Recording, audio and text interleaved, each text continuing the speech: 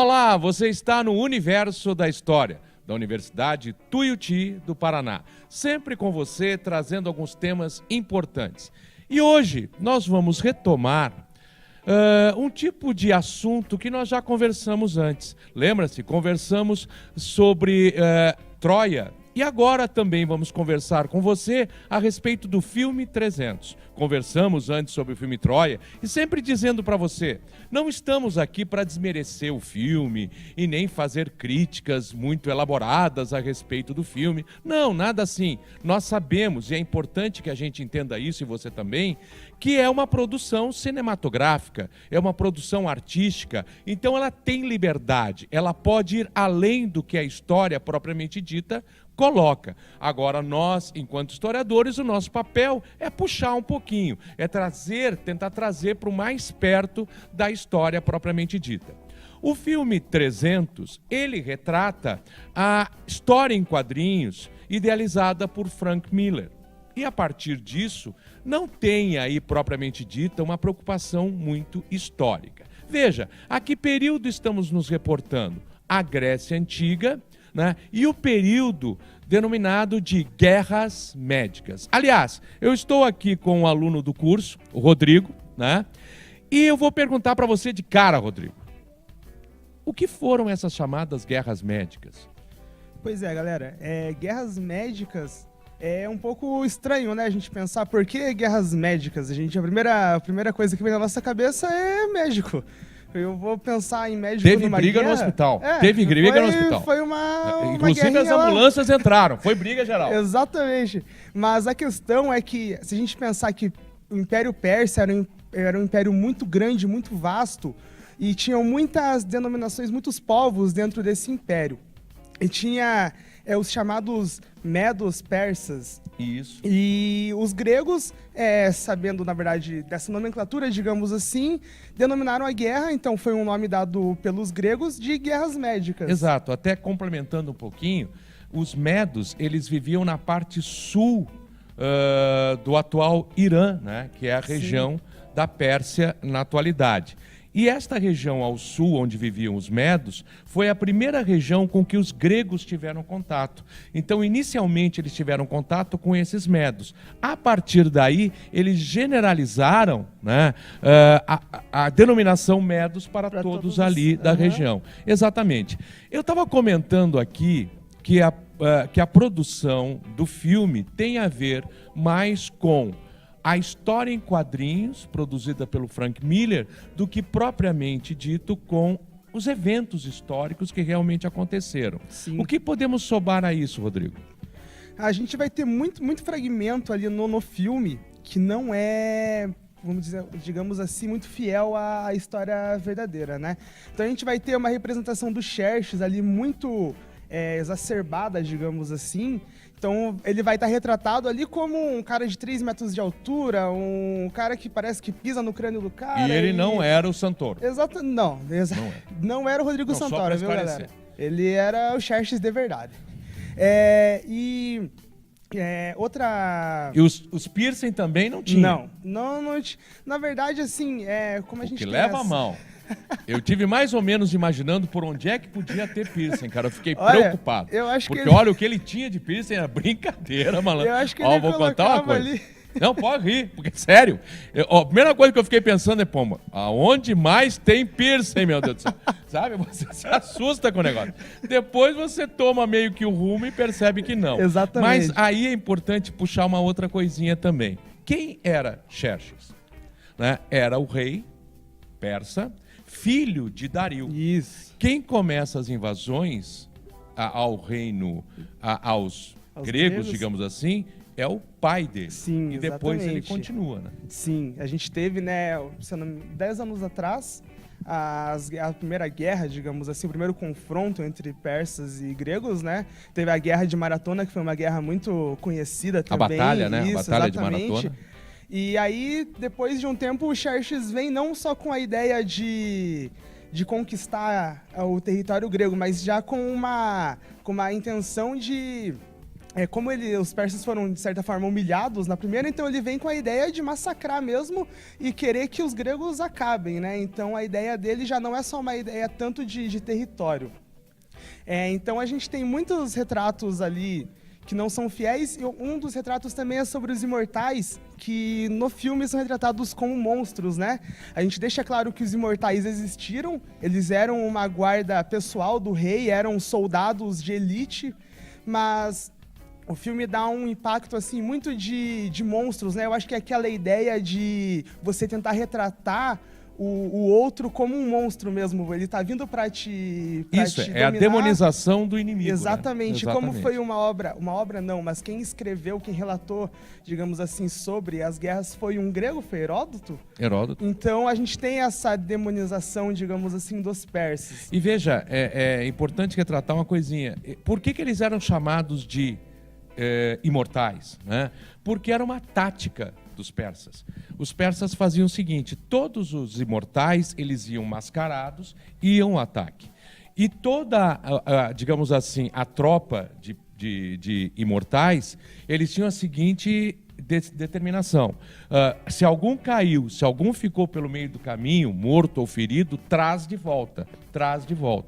Por quê? Porque depois eles eram trazidos de volta e aqueles que morreram ou estavam muito feridos eram substituídos por outros que colocavam a máscara deles.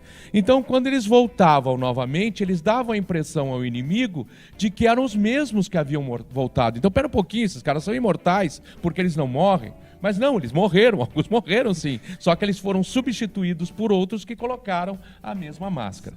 Também um outro aspecto é importante ser colocado: o período dessa produção. E o período dessa produção é pós o World Trade Center, né? A derrubada do World Trade Center. E aí você tem justamente no filme a caracterização do Ocidente versus o Oriente. Então você tem o ataque do Oriente em relação ao Ocidente. Tanto que durante o filme você vai observar, volta e meia eles estão dizendo, os espartanos: nós estamos defendendo a liberdade. Estamos defendendo a liberdade. Que liberdade se eles eram escravistas? Se eles tinham uma sociedade escravista. Que é algo mais irônico. Então, pera um pouquinho. Liberdade. Uhum. A pátria espartana. Que pátria? Não havia o conceito de pátria ainda nesse período. Então, não é bem assim. É justamente isso que a gente coloca enquanto historiadores, para tentar compreender a obra e, ao mesmo tempo, a história, e fazer a diferença de um em relação ao outro e o período em que foi feito o filme. Professor, agora uma coisa. No filme a gente vê lá uma luta dos gregos contra milhares de persas. Foram só 300 homens mesmo que lutaram nessa batalha? Veja, não foram só 300, não foram. Na verdade, nesta batalha, dentro das Termópilas, foram os 300 liderados por Leônidas. Agora, haviam outros soldados que vieram junto, mas só que no estreito foram os 300. Agora, haviam outros soldados também. É que estes 300 significavam a elite da força espartana. Que você sabe, desculpe, vou dar um spoiler do final do filme, eles são vencidos. E eles são vencidos por quê? Porque eles enfrentaram todo o exército persa que veio e que era colocado em termos de 1 milhão de soldados que os persas teriam. Nós, historiadores, não acreditamos nesses 1 milhão nem a pau. Né? Por quê? Porque era impossível reunir 1 milhão de soldados naquela época. Não só pela quantidade de soldados, não entenda só por isso, mas também por tudo que era necessário estrategicamente para manter 1 milhão de soldados. Equipamentos, alimentação. É extremamente complicado manter uma quantidade grande de soldados, ainda mais chegando a 1 milhão, extremamente complicado. Então nós não acreditamos em 1 milhão.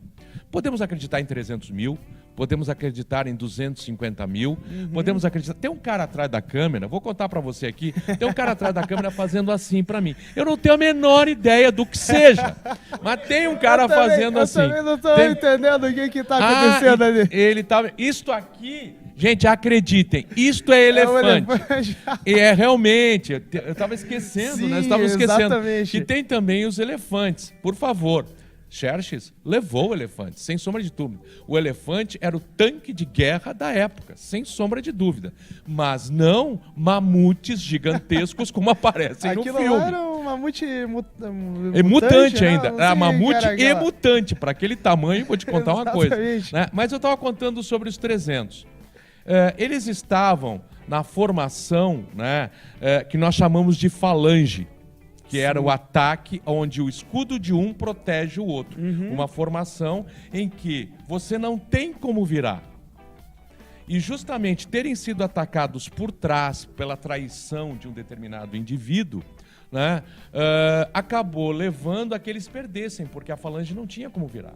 Então, por melhores soldados que eles fossem, e é importante destacar uma coisa, na visão de todo grego, mas principalmente do espartano, mente sana em corpore sano, isto é, o melhor soldado intelectualmente como o melhor soldado fisicamente também. Exatamente. Né?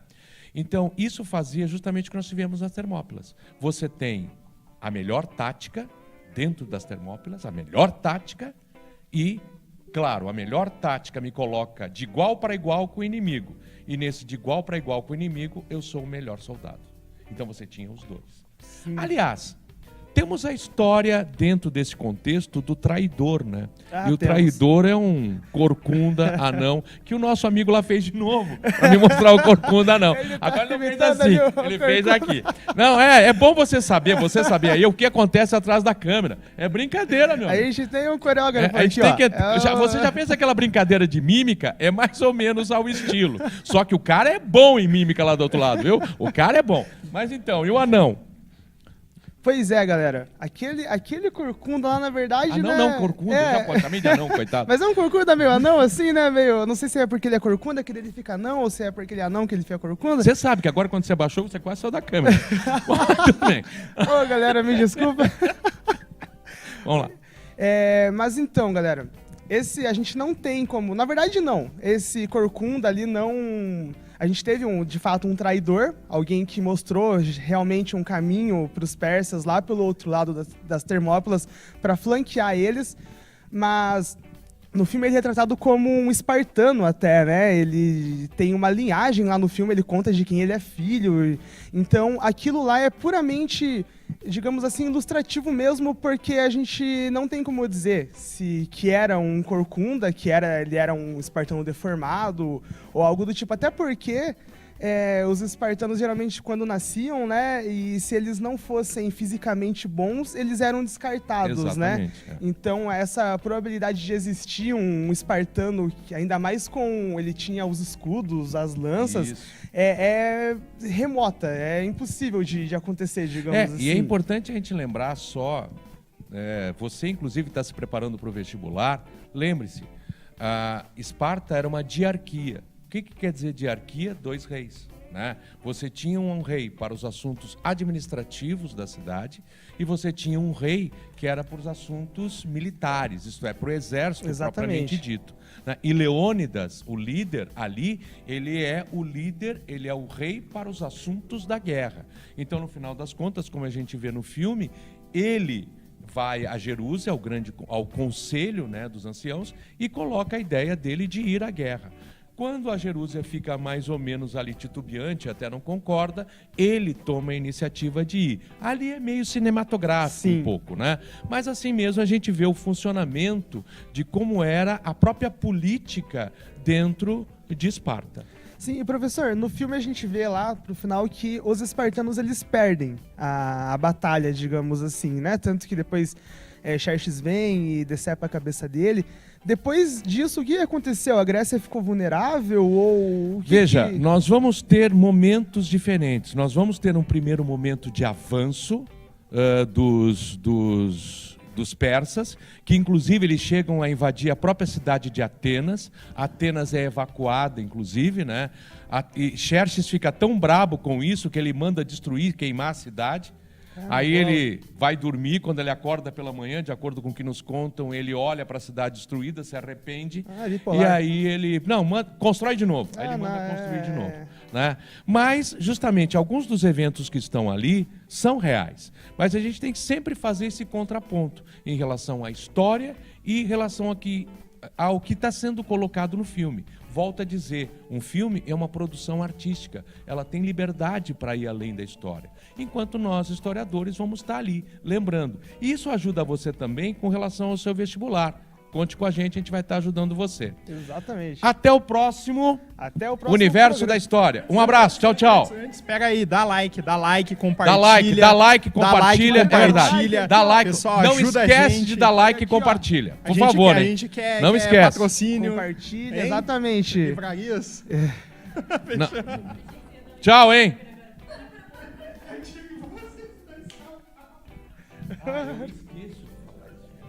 Eu esqueço.